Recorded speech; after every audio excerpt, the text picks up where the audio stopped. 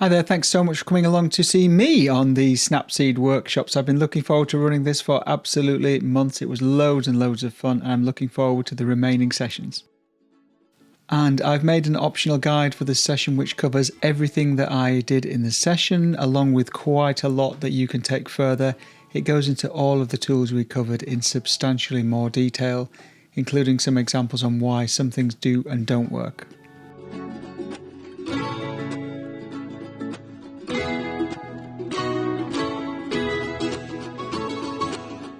Okay, so thank you very much for coming along today to the first of our Snapseed sessions. I am an addict with Snapseed, or actually I'm an addict with mobile editing in general, whether it's Snapseed, or whether it's Lightroom Mobile, or a variety of other apps. I actually find I do easily 80% of my editing on mobile apps in some way. And actually, the images that I've shared with you for this session have all been taken on my proper cameras. So my proper cameras are behind me. I've got a little Ricoh, a GR, I've got a Fuji, and I've got a Fuji that I'm using as a screen camera as well, as a webcam as well. That every image that we're looking at today has been taken on one of those cameras, because I think it's a misconception that Snapseed editing is restricted to what you photograph on your phone. That doesn't mean we're not going to be using some phone images later in the sessions, or later in the series.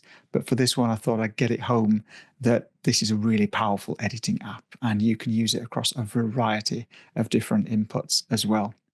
So Jeannie's just said, I've never thought of editing my camera images straight on my phone. So my images, when I go, well, if I go out and take photographs in London, for example, I might jump on the train. And on the way back, I'll load my images from my camera onto Snapseed or onto Lightroom Mobile, and I'll start tinkering straight away. And I've often found that I'm so happy with what I've got on those edits, which are considered initially to be really quick edits, but you can go into lots of detail with it. I'm so happy with that actually when I get home, I often don't put my big computer on. I just export directly from Snapseed. So it's a really interesting process. It's a really interesting mindset to get into. So what we're going to do today is all about the fundamentals of Snapseed. So it's all about the basics of getting into it. I'd intended this to be around about an hour long, but we'll see how we go, because we may go a little bit over the top. And I'm going to try to hold back from using all of the tools, because it's so exciting to get into this and it's so quick that you do end up jumping around in different spots. So we're going to focus predominantly on importing, the differences between exporting and saving, some global edits, resizing, healing, etc., and some brush work as well. But the examples I've given you in the pack, you can go to town, you can try lots of different things. And I would love to see those shared on the Padlet if you get a chance. So whatever you play with, upload it back to the Padlet. Love to see it. Love to see it. So if I just click open Snapseed, and as I said, I'm going to be looking down a little bit on my phone. I'll try to avoid it as best I can, but it is quite tricky. You are presented with your opening screen. Now mine's a little bit different, because you'll see, or you may see, that mine has this little dot. Now this is something that I wanted to bring to everyone's attention, because I know sometimes it can be tricky to make really tiny precise adjustments to things that you're doing on your phone. This isn't necessarily Snapseed specific, but it's really useful for mobile phone work in general.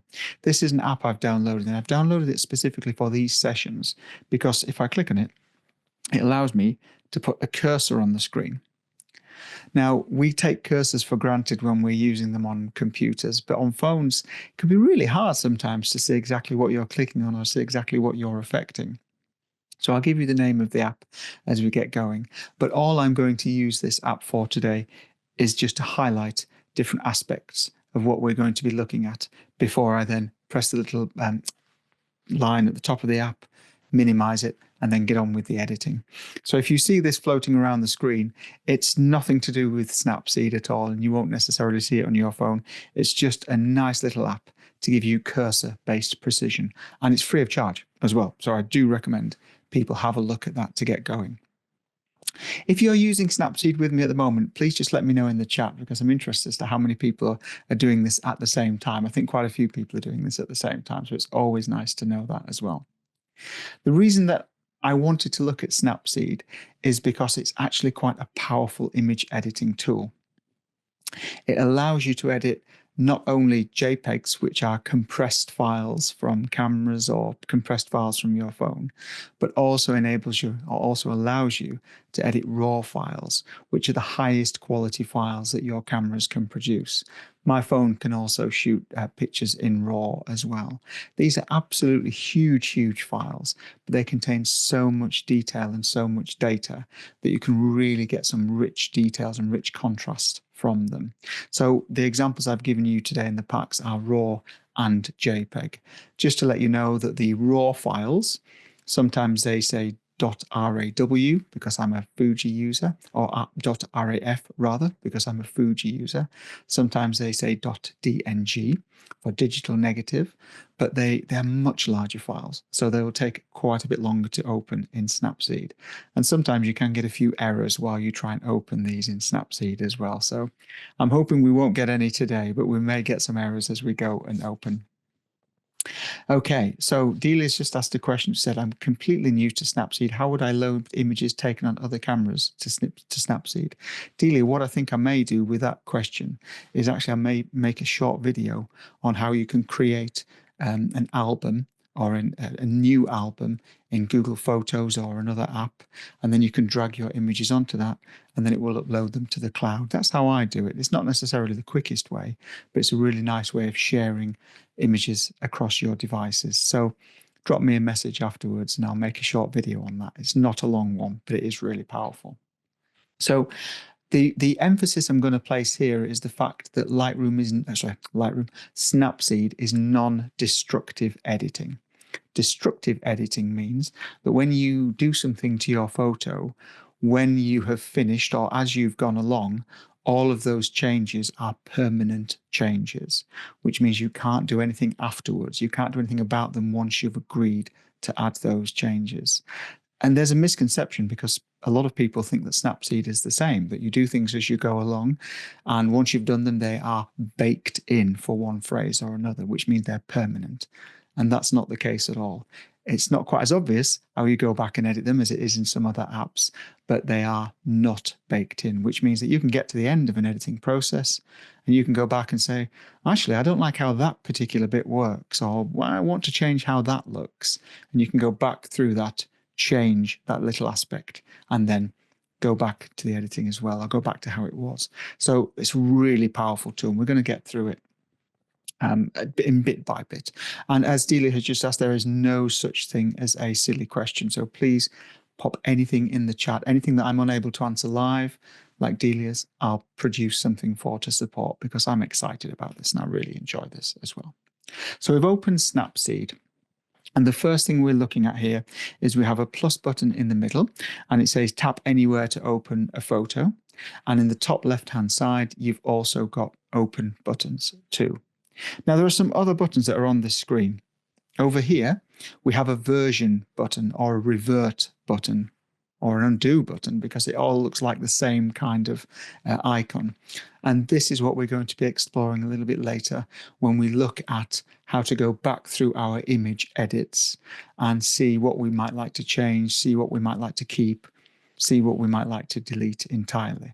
So that looks really, really simple. And often when we think of undo, we just press undo and it goes back one stage. But this is a much more powerful undo. And we'll get into it as we get going. Next to that, you've got your eye, which is an information button.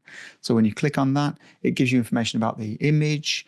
If you've got any GPS data, so if you took it on your phone or your camera and your camera has GPS enabled, if you click on that, it will give you the location of where that photograph was taken.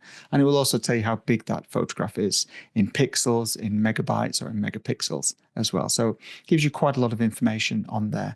It sometimes can be quite scary to see what your camera captures and the level of location it can capture. So I was photographing in Canterbury with a friend of mine quite recently, snapped an image, pressed this I button when I went back to edit it later, and it pinpointed me to within 2 meters of where I was.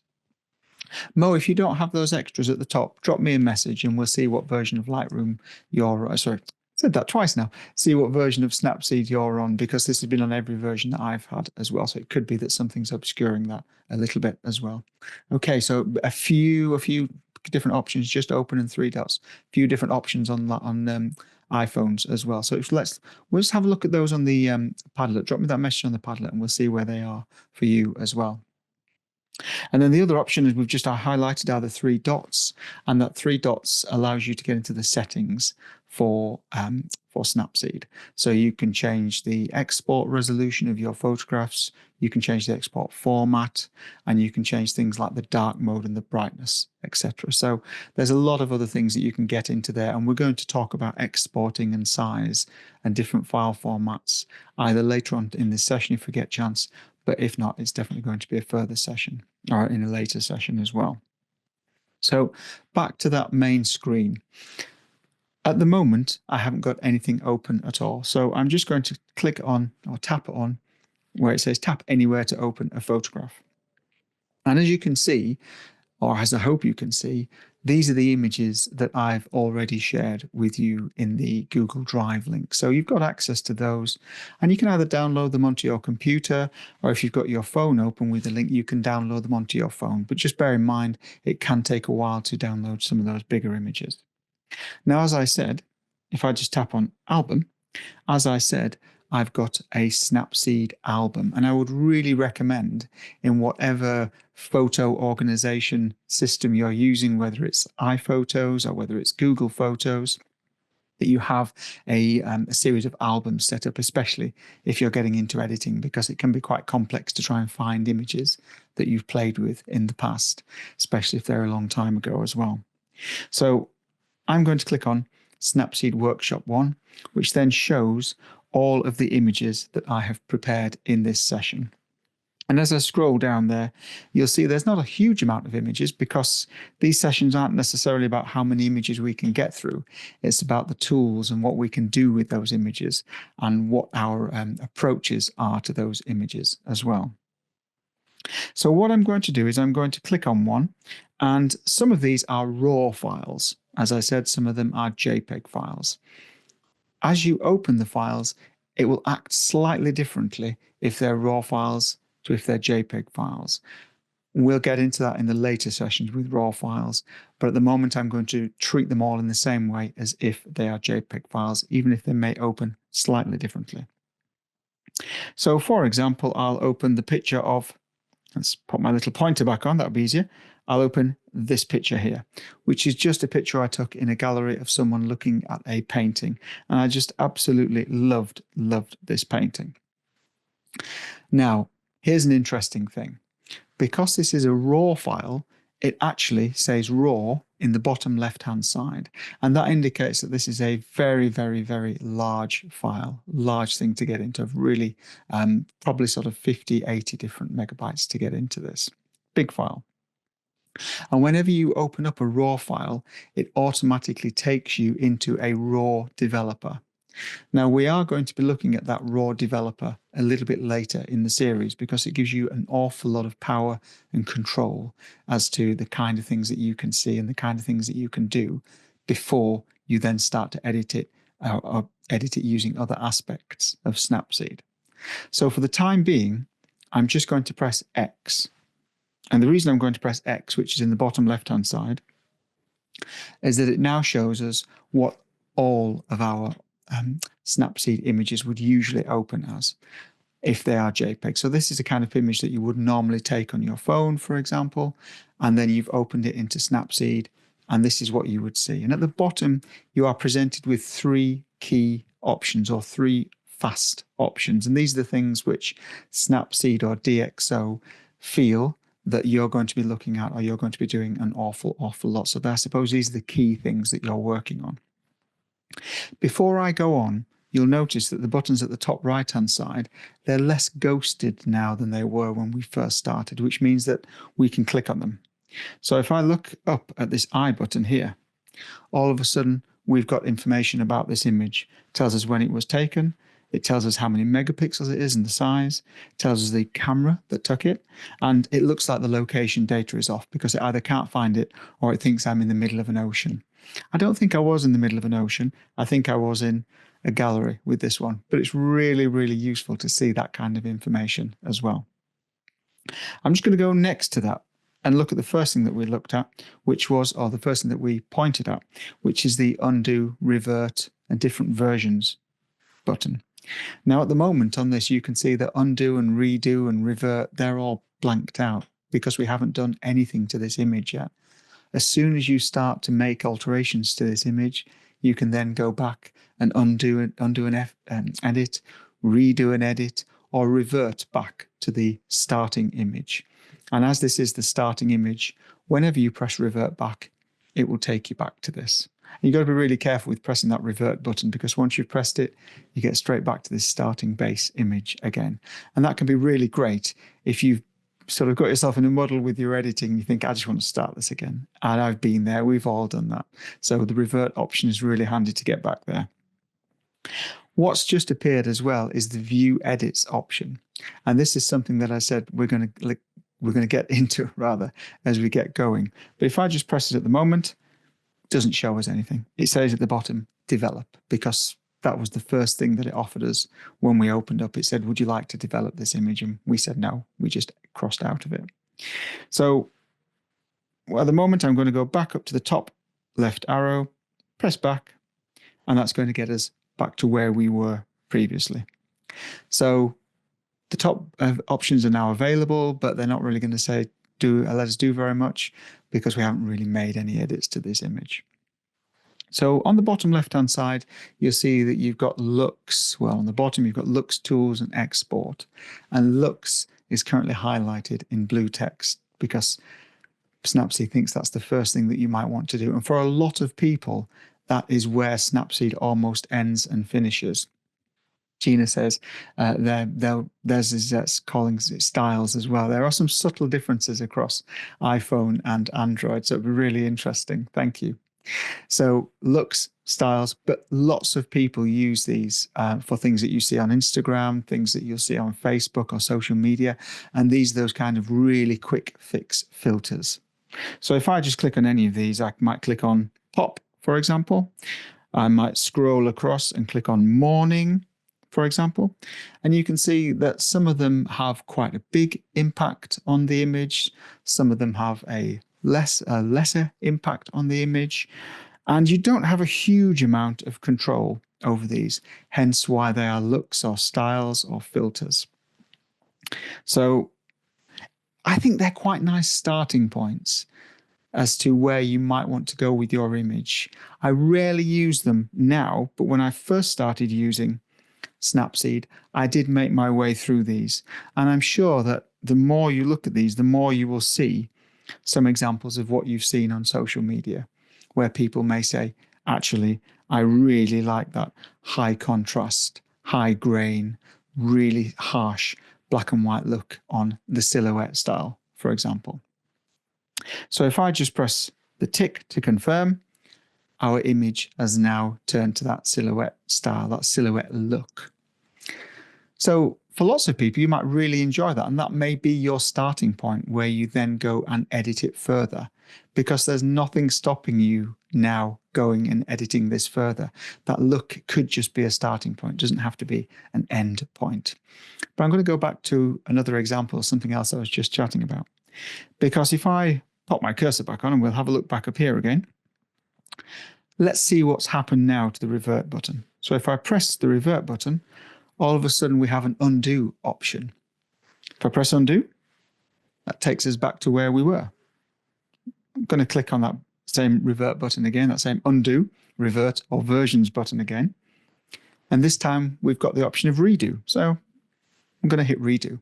Just allows us to flick backwards and forwards in the same way that you would in Microsoft Word or Excel or anything like that. Let's see if there's any difference on the versions now. So I'm going to click back on the same button again, and I'm going to click on View Edits. And now all of a sudden you can see how Snapseed has built that style or built that preset. Now all we did was click on look or click on style and then scroll across and pick what we wanted. But in the background, Snapseed was adding lots and lots of different effects to that image to get to that preset, to get to that look. We're going to go into these as this series continues, but you can really quickly see that there were something called curves added, which we're going to get into in possibly session 3, black and white overlays, tuning the image, and and a little bit of develop as well. So although you've just clicked on a simple preset and said, that's what I want it to look like, Snapseed in the background has applied all kinds of different effects. And I think it's really useful to know what some of those effects are. So I've just pressed back out of that. I'm going to click on that same button again, and I'm going to go down to revert. When I press revert, it says everything's going to be lost and it's going to go back to what it was before. Are you sure?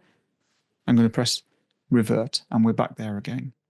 So I would really recommend that you have a look at the looks and the styles, not only to get something really quickly as to what you might enjoy, but if you have a look at the edits it's had, it enables you to see how it's actually built that image and how it's constructed it, which can be really, really powerful in understanding how the software works.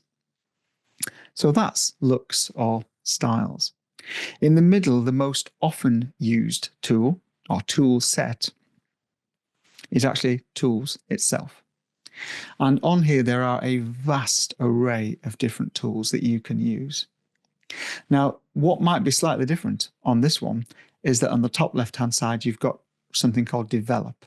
And that's because this is a raw image and you've got an awful lot of control over a raw image. But for the time being, I'm going to ignore that. And we're going to be looking at things like tune image, white balance, cropping and rotation in this session, along with some brushes as well. Before I dive into that, I'm just going to press the tools button on the bottom again. After you've done all of your editing, and we're going to come back to this a little bit later, but after you've done all of your editing, you're going to want to get your picture out there in some way. You want to export it in some way. And so the very last option on the bottom toolbar is the export option. Just move my little icon out of the way there. And you've got several options. We're going to talk about these as we get going.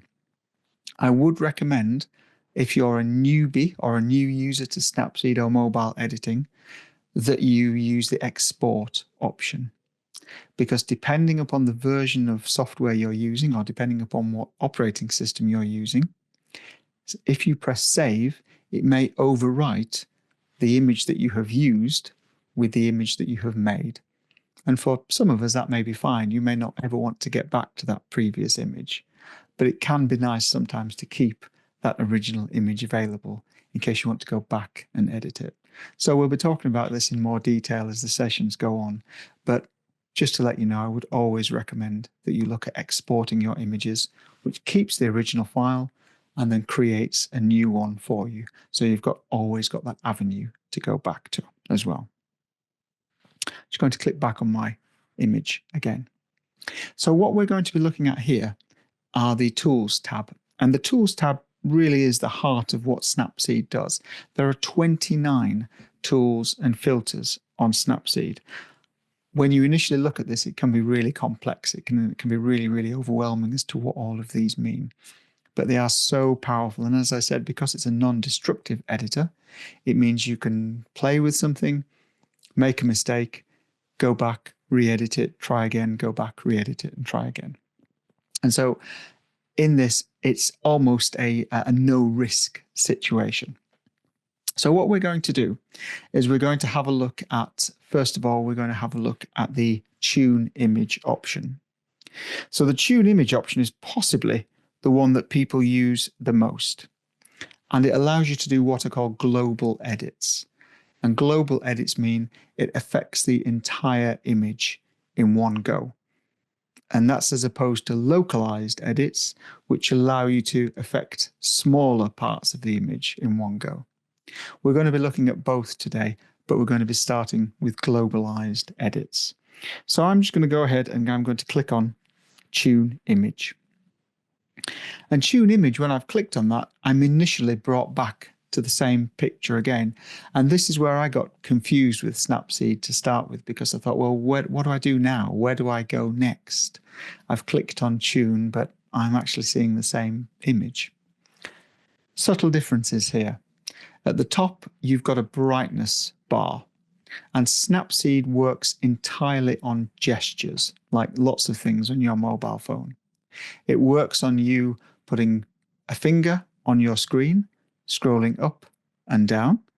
So let's see what that does on Snapseed. If I put my finger on my screen and scroll up and scroll down, you'll see a menu appears. And on that menu, you've got brightness, contrast, saturation, ambience, highlights, shadows, and warmth. Some of these will be relatively familiar or, I suppose, common sense a little bit as to what they may do, but others less so. For each of these, if I scroll up to highlights, for example, and then release, you'll notice that the bar at the top of the screen has changed from brightness to highlights, but it still says 0. So let's go back down to brightness. So remember, I'm just putting one finger on the screen, scrolling up and down with that finger pressed down, and that's allowing me to access all of these different options. Finger off, and it selects it for you. So brightness refers to the overall brightness or darkness of your image, and it affects everything in one go. Let me put my finger back on the screen now, and instead of pushing up and down, I'm going to slide left and right. And I'm going to go to extremes to show you what this does.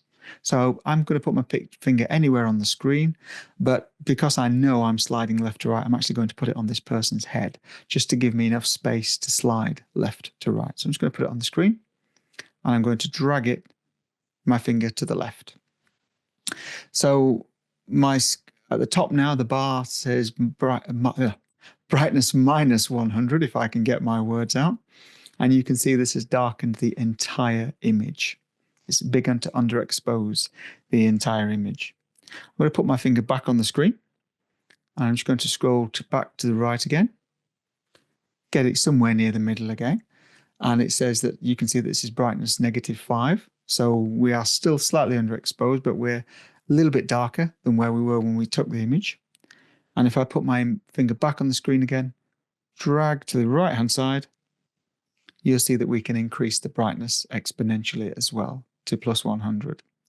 So it's a really simple system of just dragging your finger across from left to right to brighten or darken an image.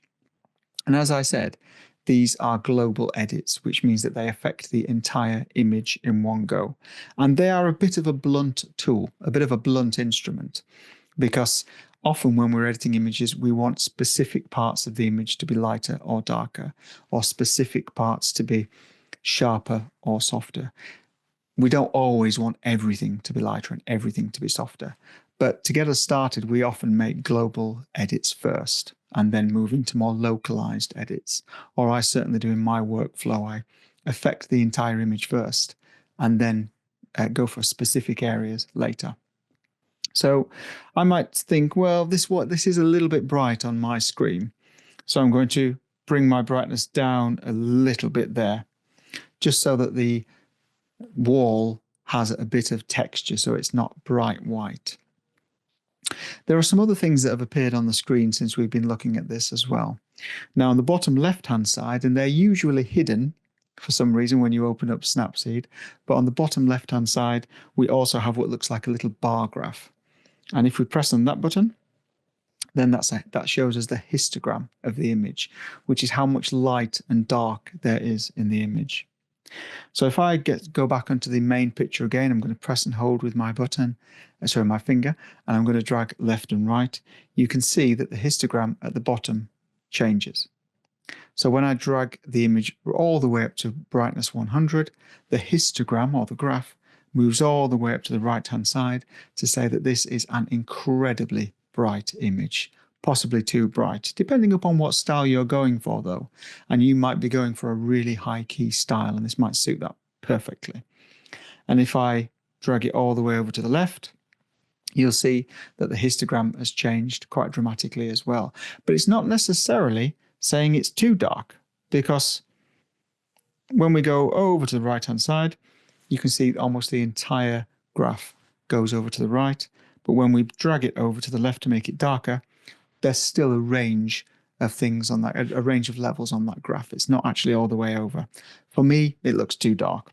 So I might bring that back to possibly around there, just to say that it is actually quite a bright image anyway. The picture itself and the area around it's quite bright, and there's enough detail there. On the top right-hand side, another button has appeared, which is the best way of describing it is a square with a line through it, or a rectangle with a line through it, and a dotty area on the other on the mirror of it. And this is a before and after button. So if I go and press that, press and hold it, excuse me, it shows you what the image was like before, and then when you release, it shows you what the image is like afterwards. I find myself doing this all of the time, not only after each edit, but actually even when I get to the end of all my cropping and rotations, just to see whether what I've done has actually improved things or not. So again, before, quite bright, afterwards, a little bit darker. We can go back and we can change this if we're not too sure. And that's the benefit of Snapseed, is that it's non-destructive. We'll go back and change what we don't want to see or what we would like. So that's brightness. I'm going to go down to contrast. And contrast is the difference between the light and dark areas of your image. So we've just affected the brightness. Let's look at the contrast. The histogram is still on the screen on the bottom left-hand side, and that's affected by everything that we do to this image to a greater or lesser extent. Now, I love high contrast images. That's just my weakness in life, is that I really, really enjoy high contrast images. So I may edit this and you may say, goodness, Mark, I don't like how this looks at all. And that's fine. That's why I've put so many images in the Google Drive so you can go and play yourself. And again, I will put my finger on the screen, drag to the right, and see what this looks like with 100% contrast or plus 100 contrast.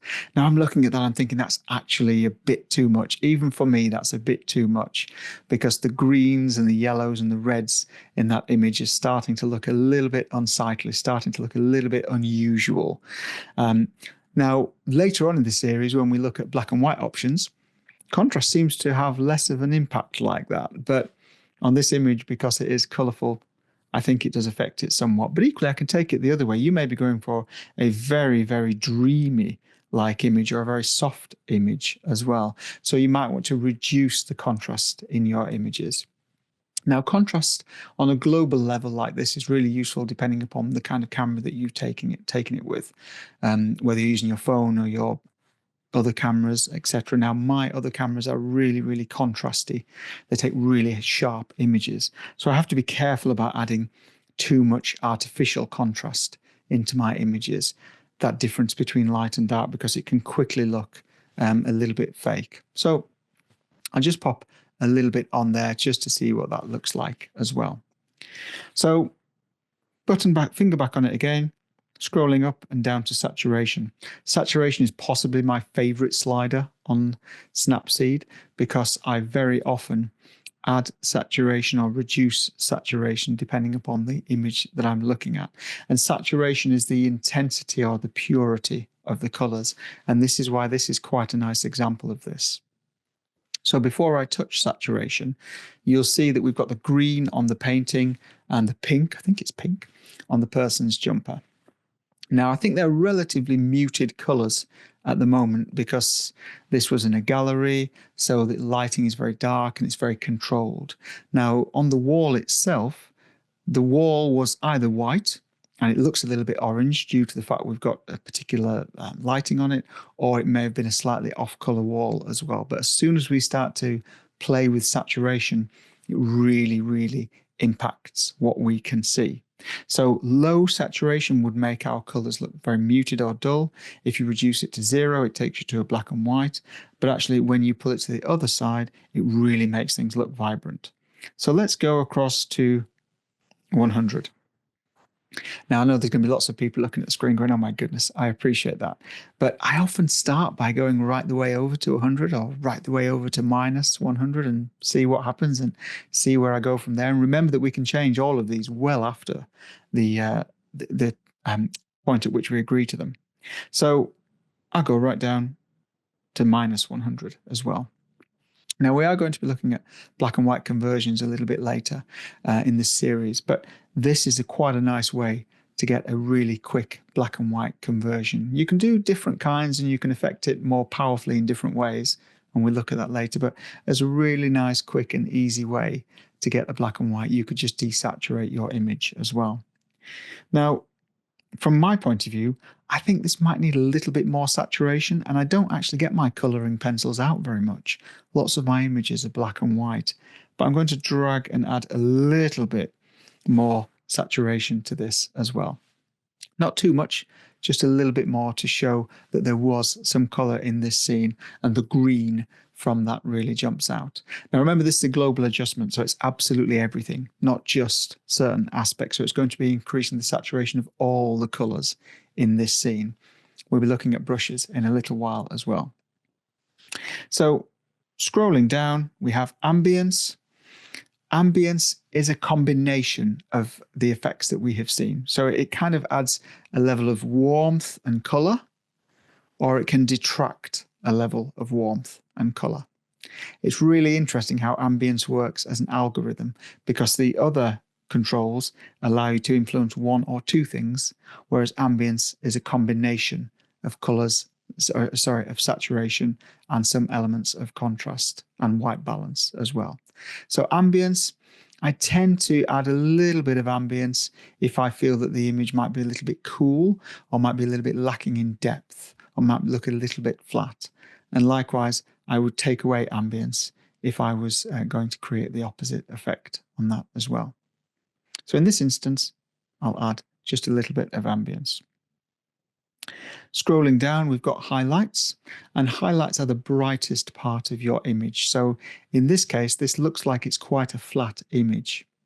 But if you've got really intense lights, or if you've got really intense colors or reflective surfaces in your picture, if you drag to the right, then you'll notice they are heavily enhanced or heavily accentuated.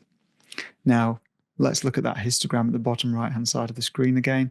You can see that we've moved all the way over to the right-hand side, which means there is an incredible amount of brightness in this image, an incredible amount of light. And there's nothing wrong with that if that's the style that you're going for. You've got to get into your head as to what you want the outcome to be. So for me, I know I'm probably going to crop into this image quite a lot. I'm probably going to crop right down to the picture frame itself.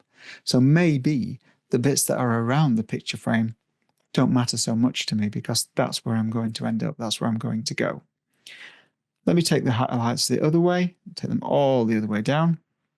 And you'll see that not quite, but very nearly, the wall behind it that was so blown out before has almost come back to the same level of colour or the same level of light intensity as the rest of the wall. So just go back to where we were. That was the starting point.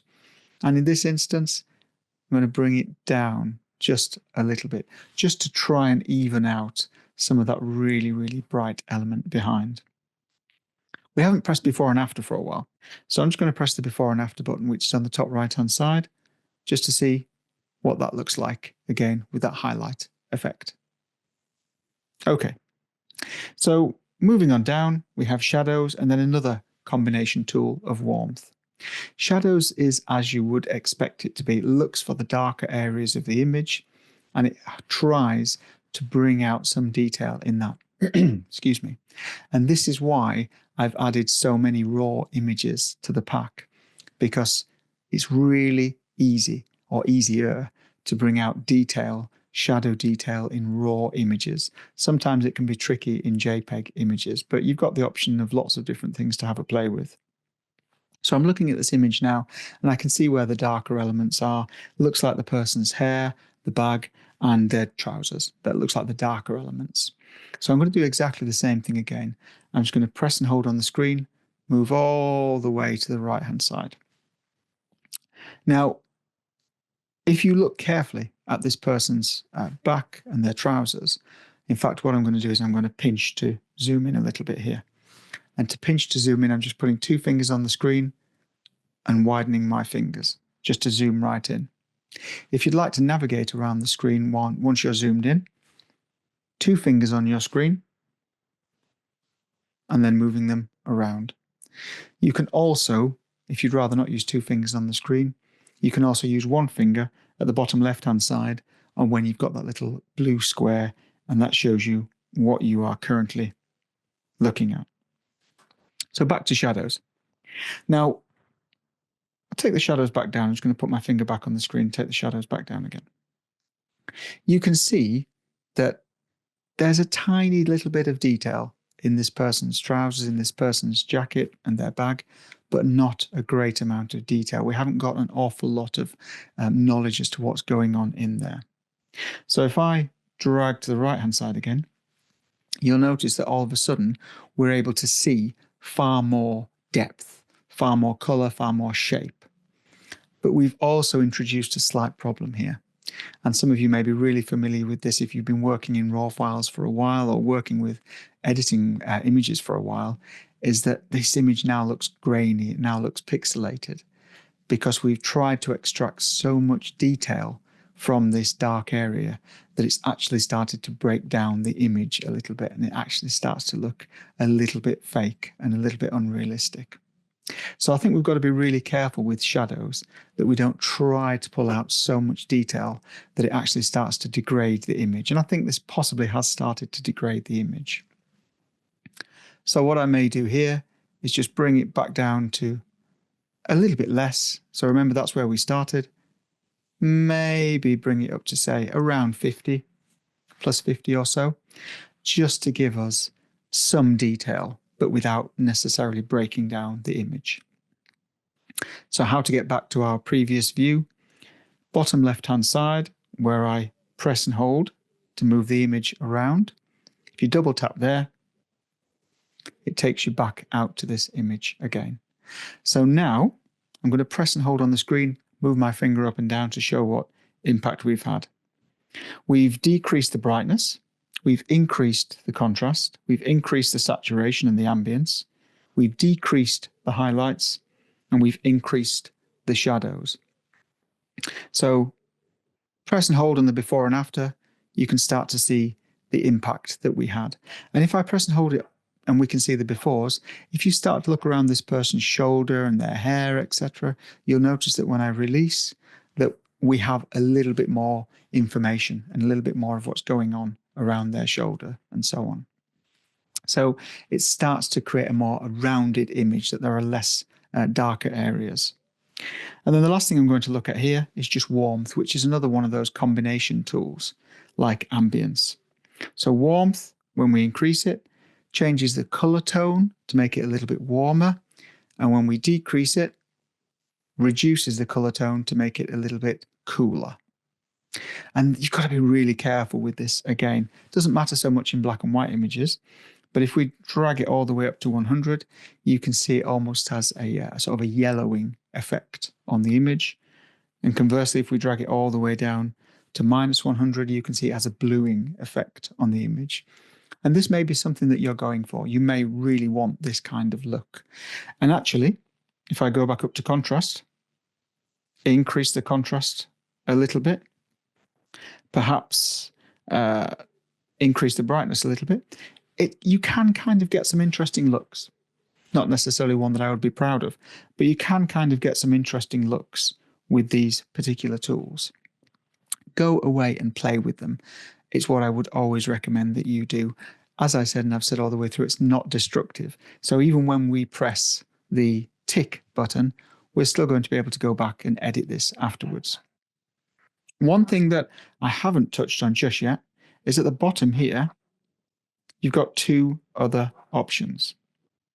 So the one on the left-hand side, which has got lines and markers on it, if I press that button, all it does is bring up the same screen that we were using all the way through when we pressed and held our finger and moved it up and down. And we operate it in exactly the same way. So the grid button on the bottom, or the marker button on the bottom, moving those up and down is exactly the same as pressing your finger on the screen and moving it up and down as well. On the left-hand side, so excuse me, get my left and right correct. On the right-hand side, you've got a little magic wand tool. And this is a nice starting point too. If you press the magic wand tool, it automatically adjusts the image and changes it to what it thinks Snapseed so what Snapseed thinks is the most appealing image. And it's probably done a far better job than I have, because we were working our way through lots of different things.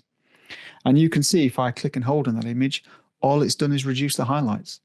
So all it said is it just needs to be a little bit less bright in this image for it to be a good image. So again, that can be a really nice starting point as well. I'll make some other changes, and we'll go back really quickly to this, and we'll show how we can change it around.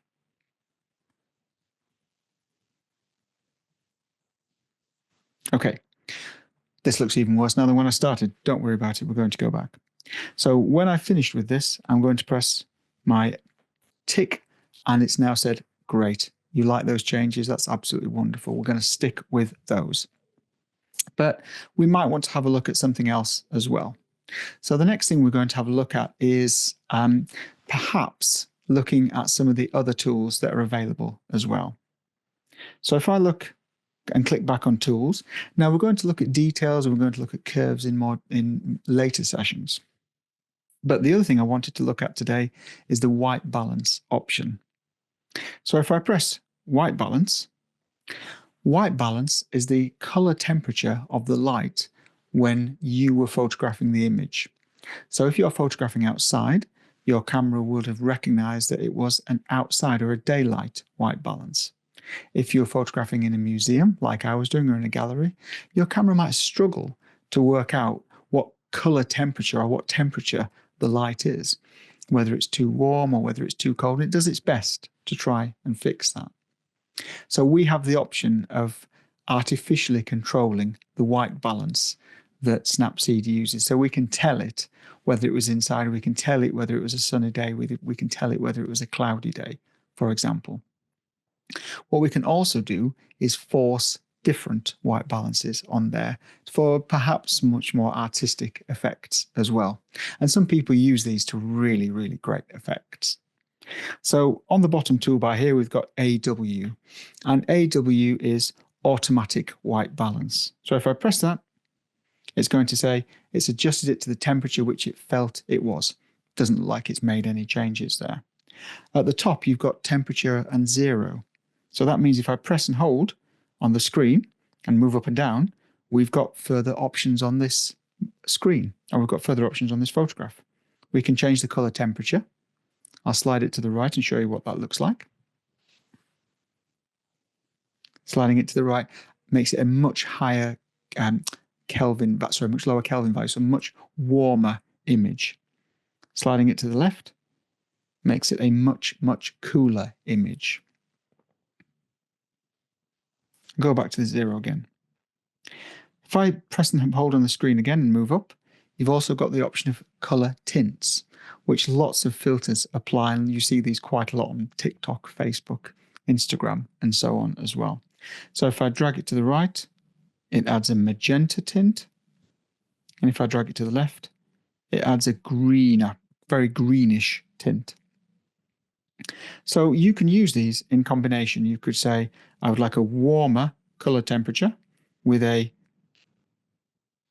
cooler tint, or a warmer tint.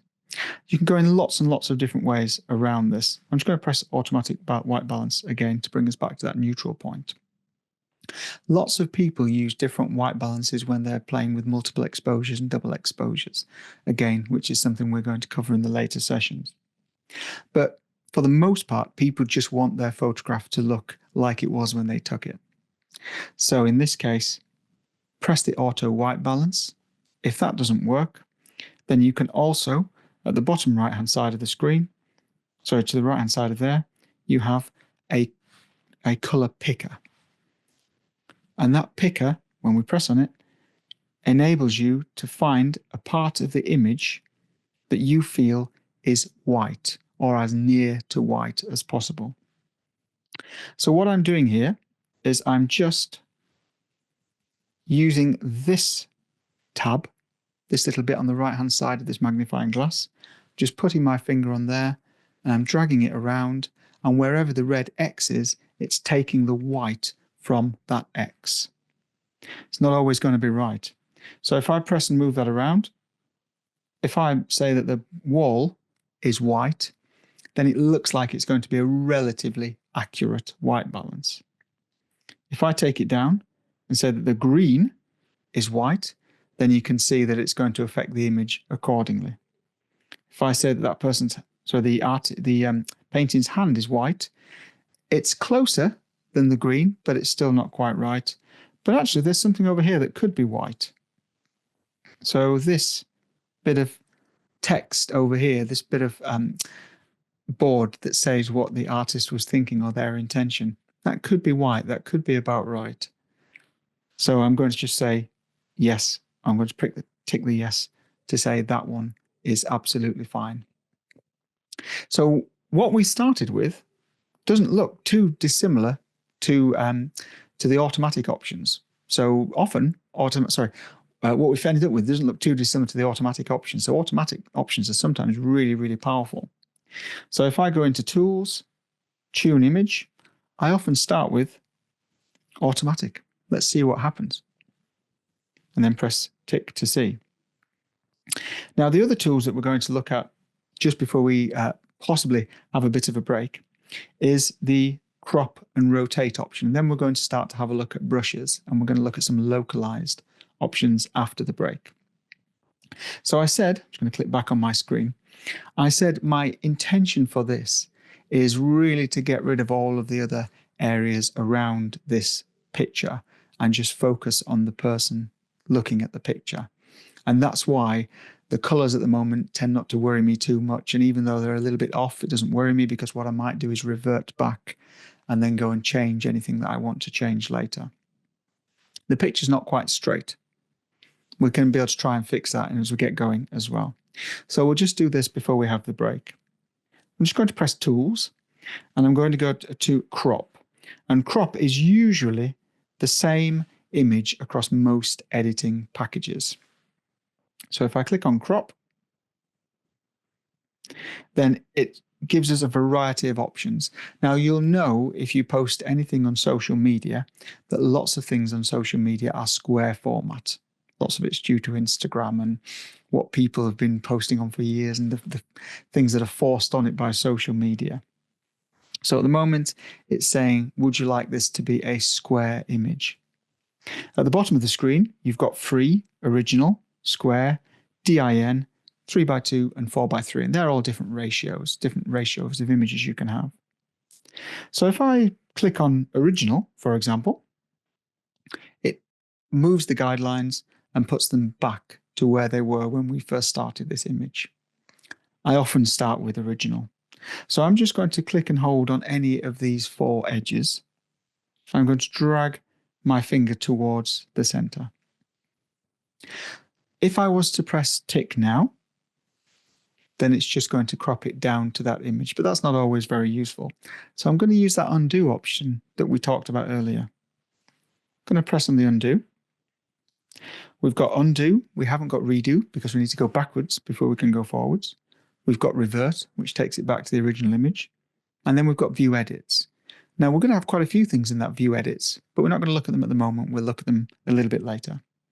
So I'm just going to press undo to take us back to one step before where we were. I'm going to hit Tools, Crop. We're still on Original. And I'm going to drag that to the center or towards the center. And I can do the same with the top left option as well. I can drag that down too.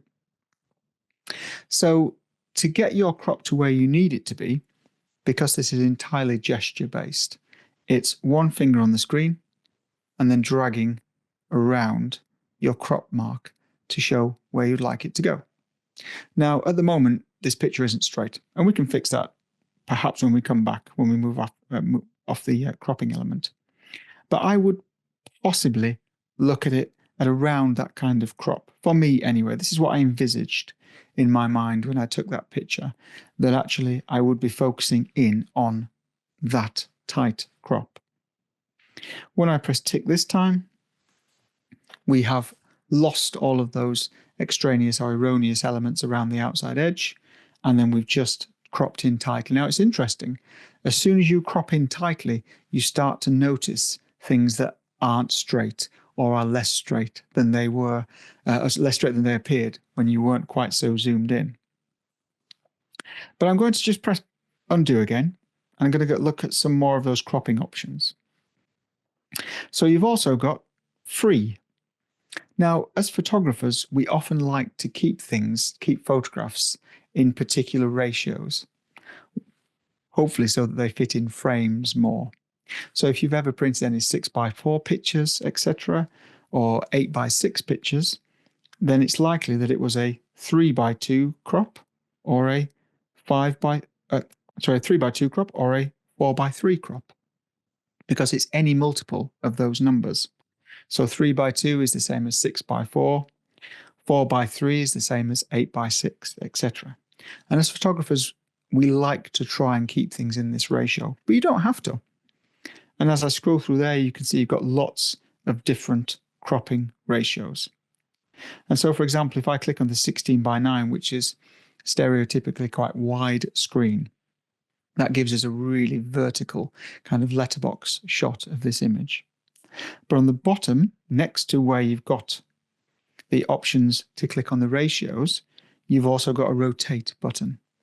If I click on rotate, it then allows me to put that crop in the opposite 90-degree orientation of it. So you've got quite a lot of control here as well. So I'm going to go back to original. I can still press the rotate and move it around if I need to. But one powerful tool, which is much more relevant when we are looking at digital photography rather than necessarily printing things off, is that you've got the option of free cropping. And free cropping means that you can crop it to whatever size or ratio you like, regardless of whether or not it would fit in a particular format or a particular frame. And because so many people share things on social media, this is much more prevalent because it doesn't really matter what your ratios are if they're only going to be viewed online. So what I can do is I can click and hold one corner, click and hold another corner, and I can share this and drag this around. Excuse me, not share. I can drag this around entirely to suit what I want. So it's not necessarily fitting into any particular kind of crop ratio. And then press tick to confirm as well. So now I'm really interested in what this looks like before and after. But we don't have the button on the top that allows us to see that before and after, because we're not in any of the editing tools. So a nice quick way to see what that looks like, the before and after, is just to press and hold on the picture itself with one of your fingers. So press and hold, and it shows you what that image looked like when we first opened it. And then when you release, it shows you what that image looks like now. It doesn't show the before crop and the after crop, but it does show the before and after edits. So just before we go for break, because I'm a little bit over, I'm so sorry. Just before we go for the break, we'll have a 10-minute break and you can go and have a play with this as well. I'm going to go and have a look at some of that undo, redo, revert option or tool as well. So if I just go back up to this top button here and tap on that, then we have undo, redo and revert. Now, redo isn't available because we haven't undone anything. We know what revert does, it takes us back to the beginning. So I'm going to click on edits and I'm going to see what we've done this time. Okay, now this is interesting because these are all of the things that we have done to this image since we opened it. The crop is what we have just done. Before that we had tune image, before that we had white balance, and then we had tune image again. So you might not have seen that we actually went into tune image twice because we may have done it so very quickly. But because it logs absolutely everything, you can go back and see what's happened and what hasn't happened. So I might want to see what this image looks like before I cropped it, just to remind myself. Okay, so what I'm going to do is I'm just going to move down here and I'm going to click on where it says tune image. So when I click there, it jumps out of that crop and it grays that crop out. So the immediate box above it is now grayed out. That doesn't mean we've undone it. It's just taken us to a previous stage, a previous version of this image. Okay, so if I click down onto white balance, I can see what we did in that tune image. Not much. We didn't do much in that tune image. If I go back from white balance down into the previous tune image, then we can see what we did to the white balance. So maybe, perhaps, let's go back to that white balance. Maybe you might want to say, not really happy with how this is looking. It looks a little bit too cool for me. We can change that. So on the white balance box, there's a little arrow, a little chevron to the left-hand side. We're going to be exploring this in more detail in later sessions as well. But if we just click on that button, you've got the option of a trash can, which is to delete that entire edit. So remove that entire layer of editing, if you like. You've got a brush option, which we're going to cover later. And then you've got that same adjustment panel option as well. So if I click on there, I'm back to the same white balance editing. So this time I'm going to really show you what it can do. So I'm going to put it all the way up to 100. I'm going to put the tint all the way up to 100 as well.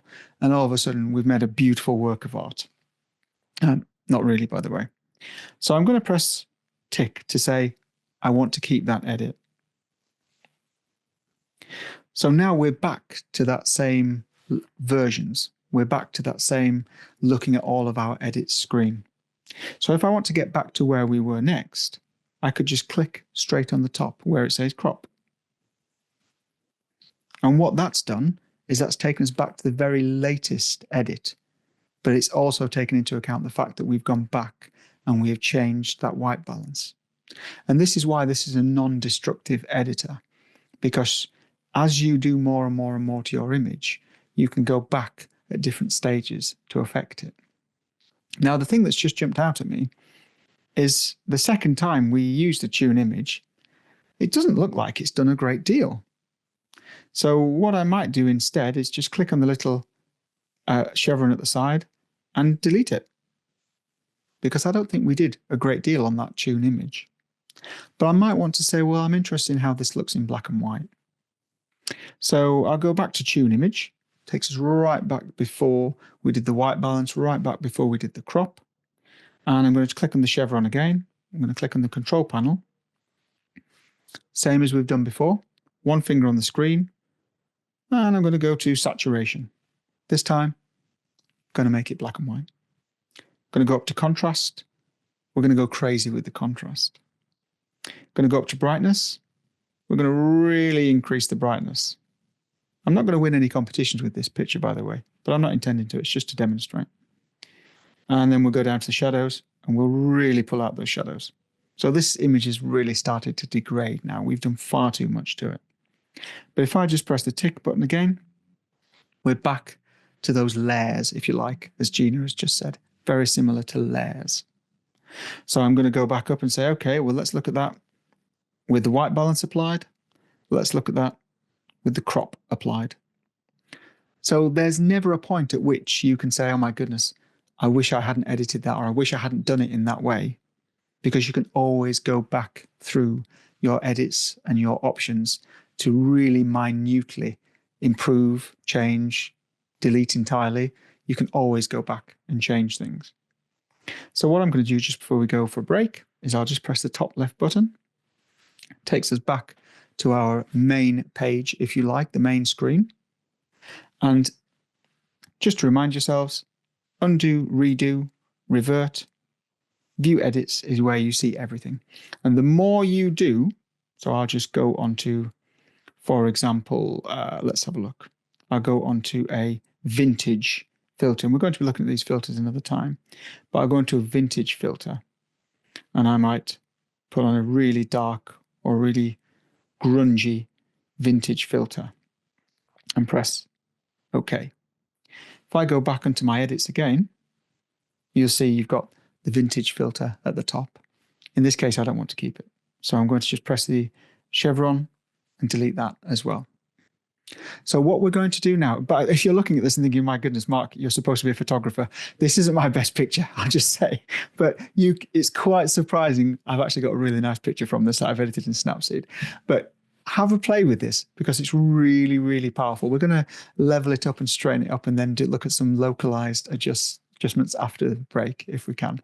So what I'm going to do is I'm going to say thank you so much for joining. We are going to break? I think I've answered that question from Delia. And Anne, what a wonderful comment. Thanks very much for putting such a lovely comment on. If anybody would like to rapidly edit in the 10 minutes we're going to have as break and then pop it up onto the Padlet, I would love it. Please do take anything in whatever way you would like. I'd love to see it. But otherwise, I'm going to pause the recording now. I'll try and pause the recording now if it's going to let me. And welcome everybody back officially. And what I've done in the half-time, is I've actually just removed that image from my Snapseed. So I just closed down my Snapseed app and reopened it again, and I've got fresh images. Oh, I shall mention the cursor. Absolutely, I shall mention the cursor. In fact, I'll do that now. Thanks very much. I'm sorry, I don't know who it is that's mentioned the cursor, but if I just go back to my main screen on my Android phone, what I've done is I've actually customized a new user just for this Snapseed session. So I may try and find a video on how to do that. If not, I'll make one myself. But this isn't actually logged in as Mark Evans. This is now logged in as Camversation, which means that I can restrict what is seen on this screen. And it makes it quite nice and easy and clean for editing. So I've only got my editing apps that I'm using over the next few weeks on this screen. And it's just so nice and so handy to find things. But this little dot here, and when I click on it, if you remember, it brings up a panel that allows us to use a cursor tool. If I just swipe across on my screen, the software I used is called Touchpad. And I think they do have a premium version, but I just used the free version because all I wanted it for was for a cursor tool. But it's basically to allow you to use larger phones with just one finger. So some of these phones are so big that you can't get your thumb or fingers all the way around them easily. So Touchpad is used to pop a little token tool on the screen like this, and you can have all kinds of different shortcuts and buttons around it, but you can just use your thumb on the screen and quickly navigate to different aspects. And it's the same as using your normal finger gestures, so tap to click, etc., etc. It's a great tool, really, really great tool. Thank you for reminding me as well. So I'm just going to click back on a Snapseed again, and this time we're going to be looking at rotations, we're going to be looking at smaller adjustments and some healing before we finish. So I'm going to click on Tap Anywhere to add a photo. And there's a range of images on here. I do apologize, by the way. It looks like mine has a couple of duplicated images, but I'm fairly sure yours doesn't have. So I'll look at what you've got on your album, just to be exactly the same. Now, you might know that I love street photography, so I'm going to go for a street picture. There's a lot on there that you can play with, so please do feel free to have a look at lots of these if you'd like. Now remember, this is a raw image again, so it says raw in the bottom left-hand side, and the first thing it asks us to do is edit this as a raw image. And I know I feel like I'm saying this a lot, but I'm going to ignore that for this session, and I'm going to press X to get back to our standard entry point. Now we've looked at the looks or the styles, so I'm not going to look at those again. I'm going to dive straight in. I'm going to click on Tools, and I'm going to go for Crop. Now this is before I've looked at any kind of tuning aspects, so I've not gone into tune image or made any big global adjustments. I'm going to go for the crop first of all this time. Now I'm sure you can see, or I hope you can see, why I took this image. It was this person who was on their mobile phone. I just had to take this image. So I've gone for a square crop. I really enjoy square crops. You may choose something entirely different. As I said, you may go for a 16:9. You might want to grab those edges, bring them in a little bit so that you've got a little bit of the menu along with where she's sitting, so you've got a little bit more context. I often photograph people and extract them from context, but it's entirely down to your editing approaches. So I'm just going to click back on the ratios, and I'm going to go back to square. I'm going to drag in to the center and then press and hold on the center of that crop and move it around a little bit so that the person is relatively central in the image. Now this crop is based on a rule of thirds crop. So the cropping square itself is broken into 9 equal sized sections. So photographers and artists would have you believe that you have to place subjects on these lines in some way or another. You may agree, you may disagree. For the purposes of this, I will adhere to that expectation. So I'll just press the tick option. So now I've got quite a different image. I think it's possibly not very even. So I'm going to press undo, or I could go back to my edit. I'm going to click back on my crop, I'm going to click back on the tools, and I'm going to drag it across to the right-hand side just a little bit more to put her back in the center. Now, if I'd zoomed in, remember 2 fingers, open those 2-finger pinch to zoom in. If I'd zoomed in, I'd be able to have a little bit more control over that zoom, because it sometimes can be quite difficult, especially if you're zooming in, so if you're cropping in an awful lot, to really get that crop precise and exact. So do try a few different things. There's a few things on this image that I would think, well, if I was to take that again, I would change, but this is not about the photograph itself. I would change the reflection, or I would try and change the fact that there's a reflection on that, on the person's arm, etc. There's some bright lights around, but we're going to see what we can do with those. So I'm going to press back to take us back to this menu again. Now here, I'm going to click on Tools, and I'm going to click on Rotate. Now, the moment I click on Rotate, which is just this little button here, the moment I click on Rotate, Snapseed may automatically rotate it for me to what it thinks is right. And it does it without asking, but you can undo it. So let's just click on Rotate. There you go.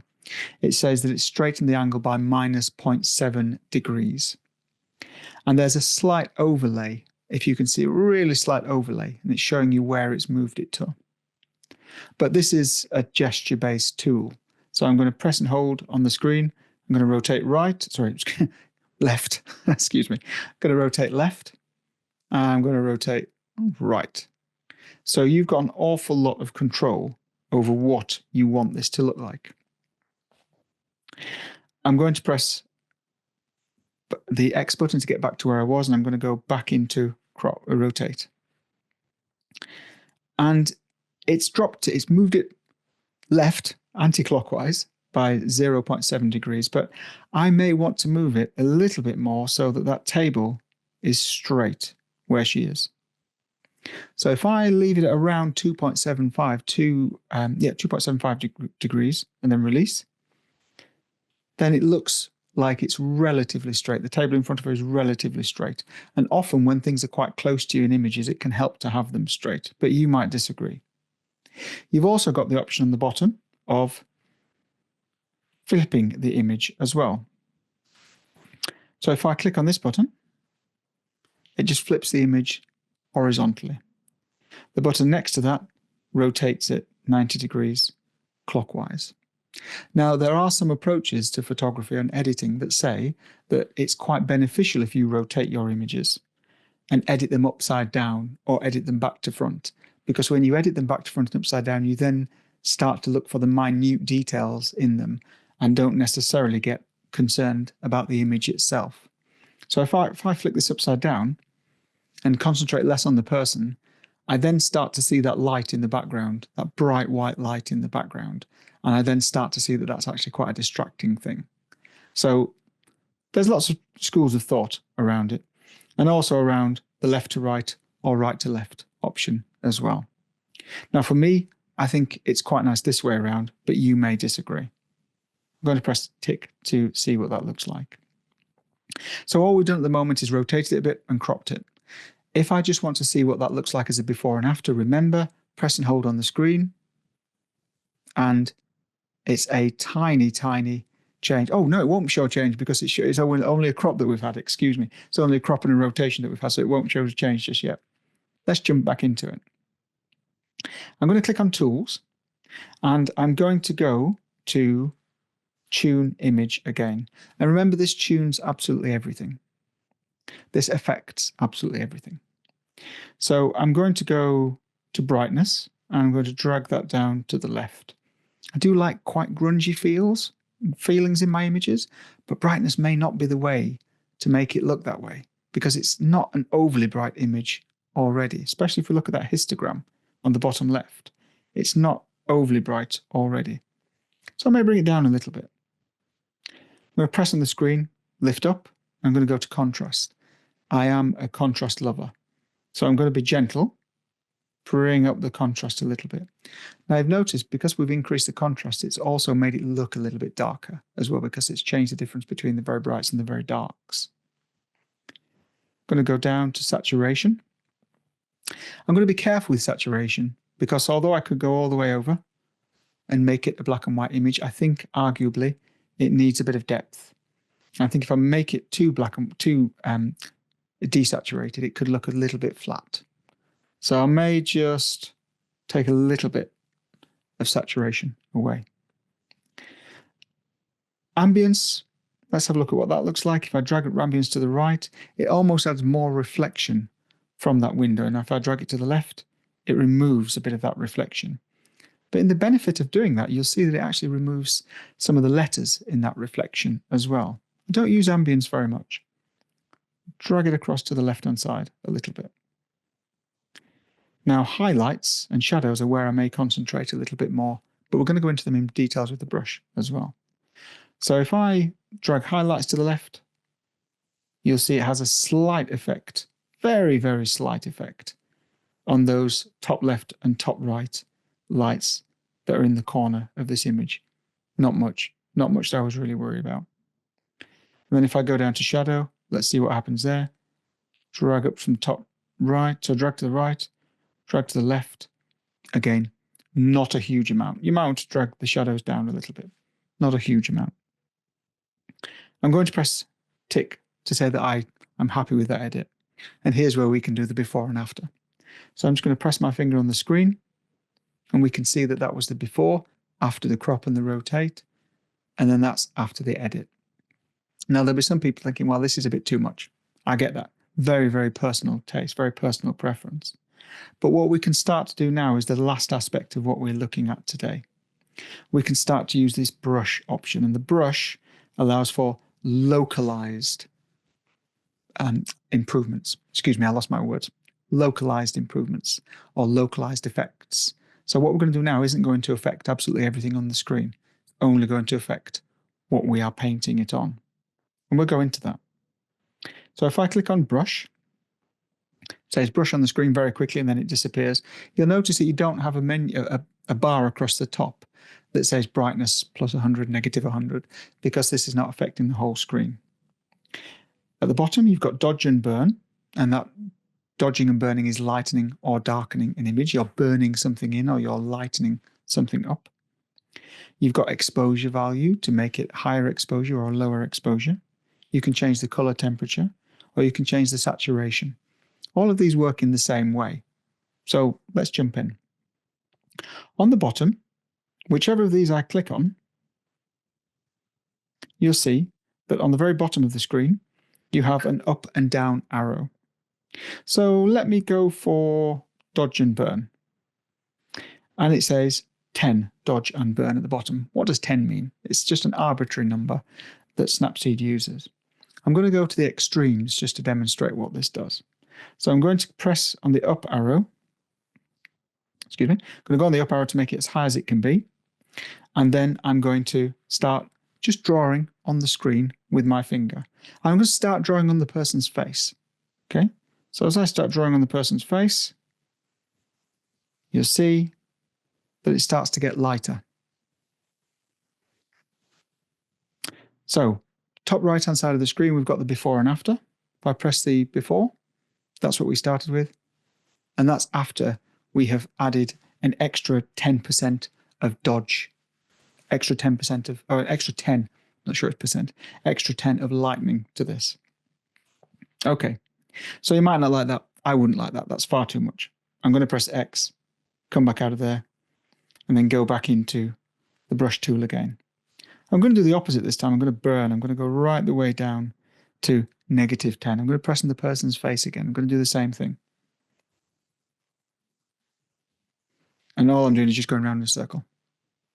And every time I'm going around, it's applying more of that. Okay? And so again, way too much, but it just demonstrates the fact that you can use these tools to darken down different areas of the image. I'm going to press X, break out of that, Tools, Brush again. Now, dodging and burning can be quite useful, can be quite powerful, especially when we don't use them too much. So what I'm going to do is I do think her face might be a bit dark, is I'm going to press the up arrow next to dodge and burn and change it to 5. And what I did last time was just press on the screen and continually rub around. This time I'm going to zoom in a little bit. So I'm going to use 2 fingers and pinch to zoom in. And you can see when I zoom in, it shows you some dashed lines. And the dashed lines indicate how big the brush is. So how big it's going to look on that screen. So the more you zoom in, the more precise you can be with the brush. So I'm going to zoom in to there. I'm going to use 2 fingers to move so her face is more central. When you put 2 fingers on the screen, it also reminds you how big that brush is. Then what I'm going to do is really gently or really carefully press my finger on the screen and just draw around. And what I'm doing is I'm swiping gently around this person's face. I'm going to do it too much, but I'm just going to show you. So I swiped around that person's face 8 or 9 times. Going to press the, so I'm going to double click on the bottom left-hand side of that magnification option to bring us back. And then I'm going to press top right-hand side just to show what that has done. Still not perfect. It's still too overdone, really. But what it allows you to do is selectively go and edit certain areas of the screen. So her hands, for example, I'm going to pinch back in. I'm still on +5 on dodge and burn. And I'm going to do the same thing. I'm going to swipe gently, then release, swipe gently, and then release, almost as if I'm painting. Rubbish at painting, by the way. So I'm going to just draw across here gently on the screen. And just to reiterate, I'm just drawing across there gently. Double tap on the bottom left. Let's go back to what it looks like. Press and hold on the top right-hand side for before and after. And you can see that you've started to then affect localized areas. So this isn't brightness all over the place. This is just localized to these aspects. And it gets quite powerful. So if we press the I button in the bottom right-hand side, that's the masking reveal option, if you like. And as I zoom in again, it shows you where we've actually drawn. So that mask, that little eye can be really, really useful, because if you're trying to get a good coverage of something with your finger, you can see that I've missed this person's nose, I've missed this person's phone, missed the person's sort of side of their head. So that means I could go back again using 1 finger and swiping, and I can draw back over that person's face just a little bit more if you need to. You've got to be really careful not to overdo this.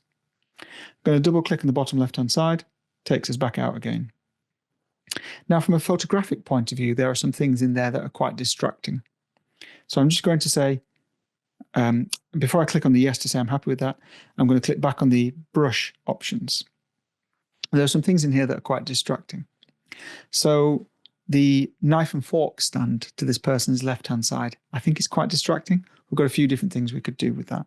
We could either look at a healing option, which we're going to look at next, and actually try and remove it entirely.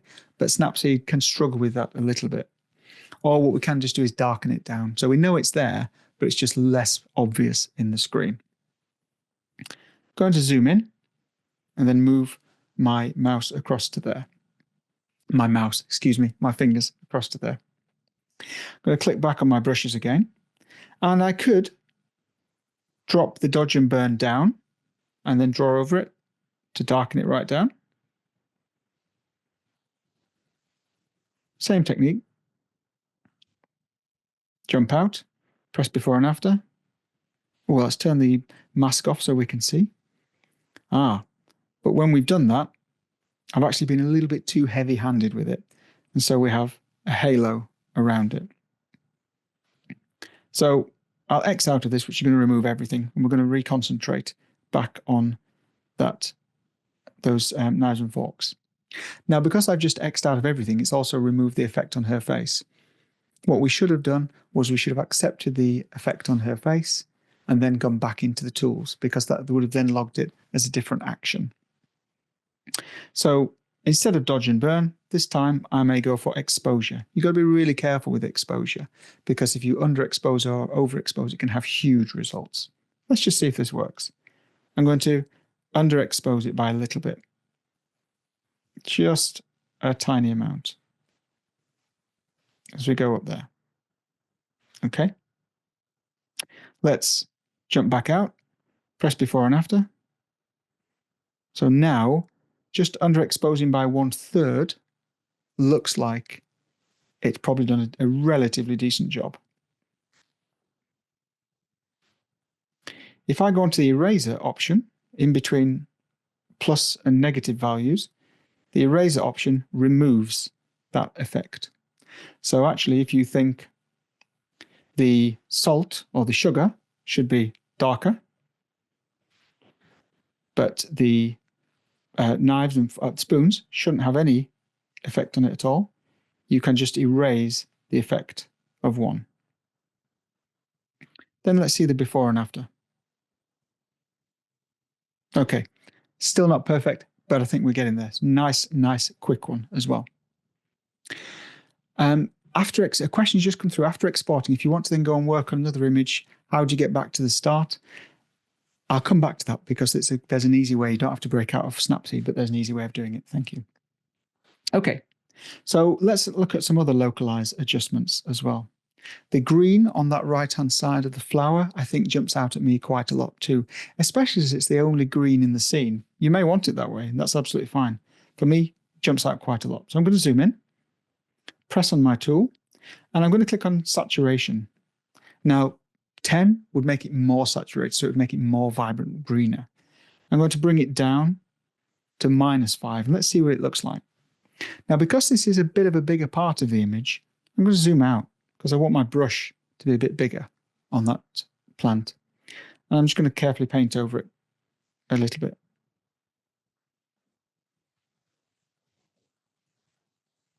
Okay. Remember, to paint over it more precisely, you need to zoom in more. This is just an example. I'm going to double click and move out, and let's see the before and after again. Okay, so we've now dropped down that quite a bit. Now, because I really like I'm really interested in the clothes that people wear, so I'm quite sad like that. What I might do is add a bit more saturation and perhaps just draw on this person's jacket a little bit more. I might put my masking options on just to see where I'm drawing there. So here's what I might do there. Then I'll switch off my masking options. And then if I show you the before and after now, which has only taken a few minutes to do, you can see that her jacket is jumping out with a bit more colour because there's some reflections of the orange in there. The green on the right-hand side has been muted a little bit, although I think I've missed the top of that plant. So I think I'd have to go back and add a bit more of the desaturate brush to the top of that plant. And then the sugar and the knives on the left-hand side, the sugar and the spoons on the left-hand side, has also been impacted a little bit as well. So I'm relatively happy with that as a very quick edit. And I'm going to press the tick icon just to say that we've finished with that. And again, press and hold on the screen to see the before and after of all of our effects. And it's not often until you get to the point where you are looking at everything you've done that you start to see that actually it can be quite powerful what you can do here. I am still seeing that light in the top. So we've got a couple of things we can do with it. Now, if it's totally bright white, we'll really struggle to reduce the brightness of it. But let's have a look. So I'll click back on the brush tool. I'm going to zoom right in. Now that looks to me like it's a blown out light. So it looks like it's so bright I won't be able to do anything about it. But I'm going to go -10 on my dodge and burn. And I'm going to just draw on that light. Now, unfortunately, I'm going to do this a lot so I can see it. You can see that although it's burning in all the areas around that light is just too bright to actually have any detail at all. So we've lost all of the detail in that light. It's quite a common issue that we have when we're photographing bright things. I'm going to X out of that. Take it back to that screen again. So we've got a couple of options. We could either crop it in to lose the light entirely, but then we lose the effect of the other people who are around too. So if I click on crop, I could bring it right down to the person. There, for example, and press OK or press the tick. And that still gives us the person sitting at the desk, but I think it does lose a little bit of the environmental shot as well. So I'm going to press undo and we'll go back.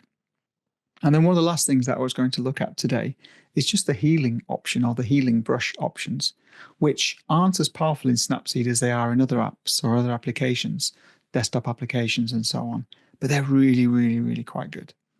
So what I'm going to do is click on Tools, and there is a plaster here, Band-Aid, that says Healing. And if we click on Healing, then it doesn't look like we've got anything on the screen. But this is the healing brush. It's a bit not very obvious. But if I pinch to zoom in again, then you can see how big the healing brush is going to be. So I'm going to put it to about that size. 2 fingers on the screen to scroll up to where I can see the white. Healing doesn't always work perfectly. We're going to look at some other options later in this series, but we'll see if it works on this one. So healing, what I'm going to do is gently just draw around the picture that's in the screen and release. Now, at this view, when I zoom in, you can see it's not perfect. It's never going to be absolutely perfect because this is quite a pixelated image. But if I jump out, then it's really, really hardly noticeable as a healed option. So I'm going to say yes, I'd quite like that option as well.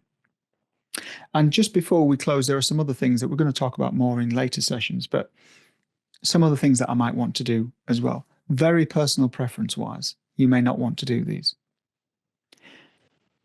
This image has got some quite bright edges. It's got a bright edge in the top right-hand side, bottom right-hand side, and then top left-hand side is a little bit lighter. A couple of things we could do about that. One is that you could go onto the brush tool, look at the exposure options, maybe drop your exposure down, and then use your finger and brush in that top right-hand corner. It's a bit of a blunt instrument though, it's a bit of a blunt tool. It's made such a huge impact there that it's really, really noticeable.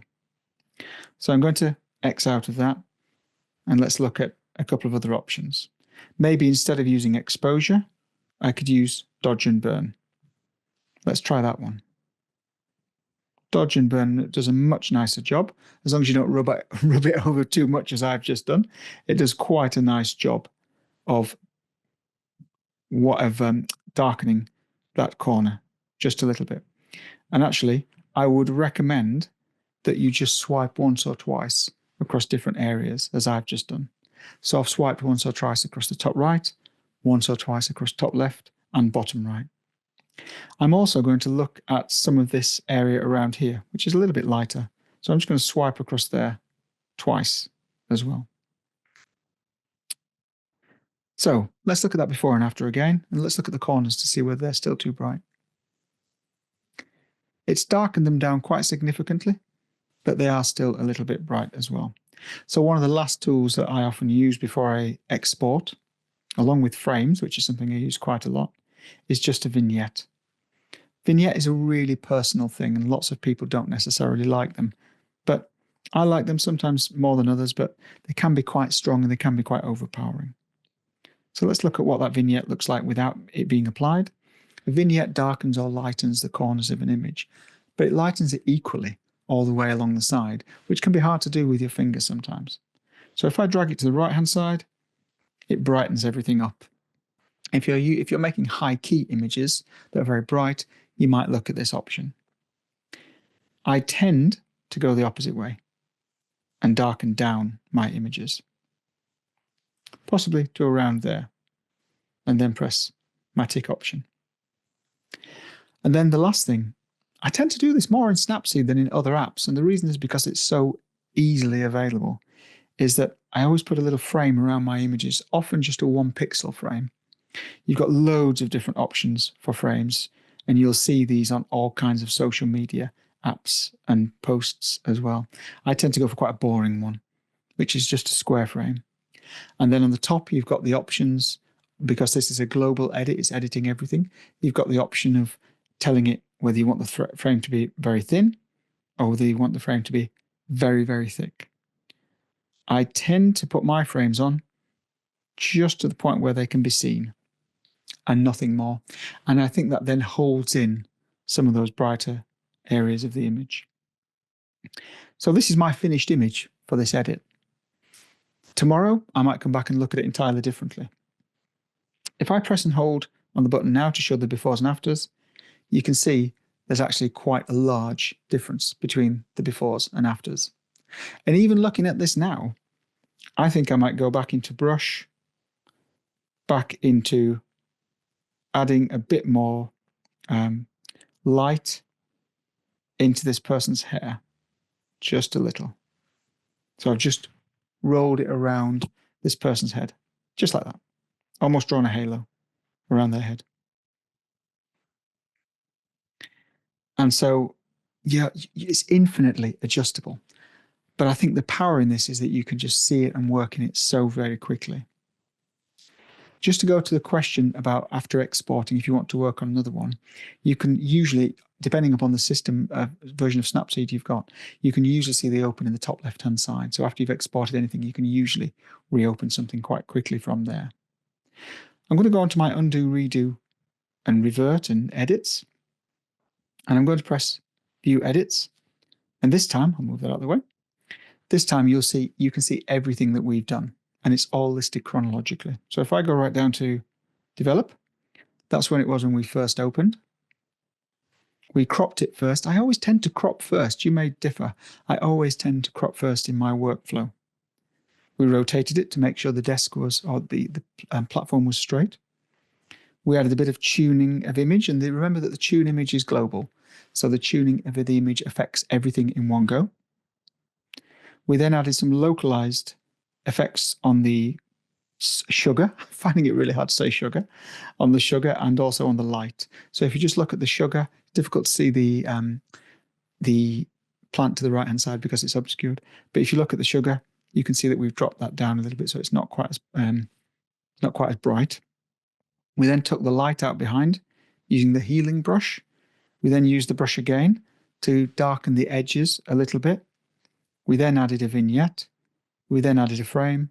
And then finally, I decided that I wanted a bit more brightness in the person's hair. So I went back on the brush and lit her hair up a bit. Now, actually, as I'm looking at that, I think I've gone around there a bit too much. So I'm going to click on that and I'm going to delete it. And I may go back onto it again. I could have edited it, but at this point, because it's so high up in the list, I would have probably deleted it and gone back onto that again. And the very last thing, once we've had our masterpiece like this is not a masterpiece, by the way, but the very last thing before we close is what do you do with it? So if you press export, you've got a couple of different options here. Now, if you use share, what it does is it talks, or very often talks to the app that you're going to share it to, and between the two of them, they resize and compress your image. And I found this can have a hugely negative effect on my images.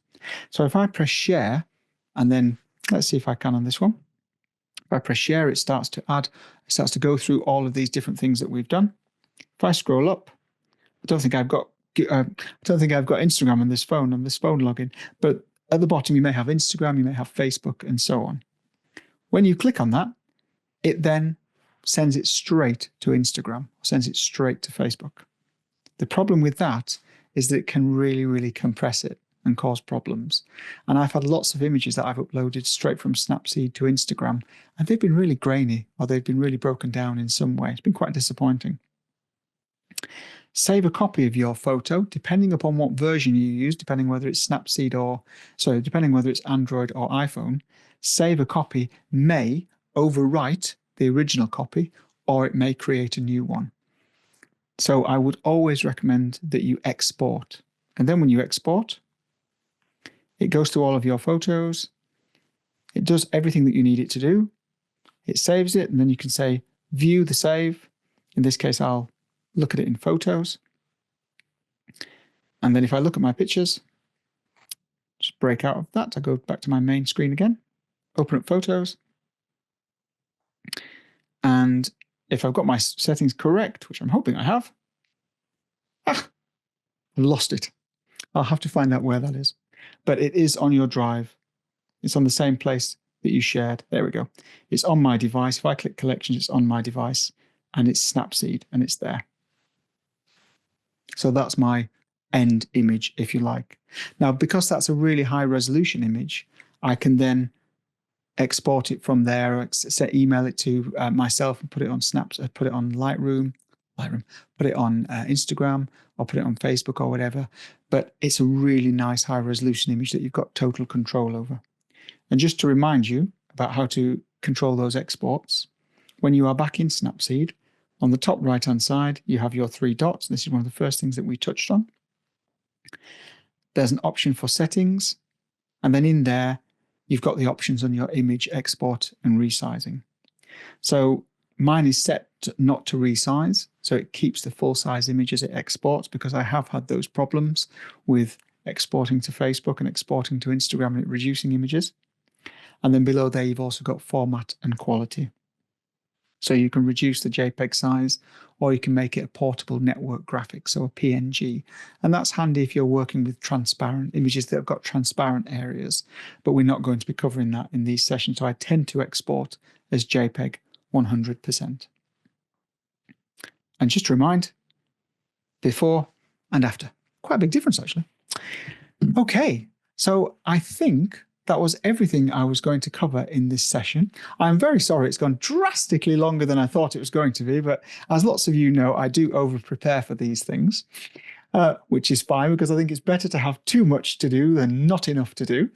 So I'm just going to remind you, I'm going to screen share again very, very quickly. Thank you so much for coming, everybody. You're such a wonderful group of people.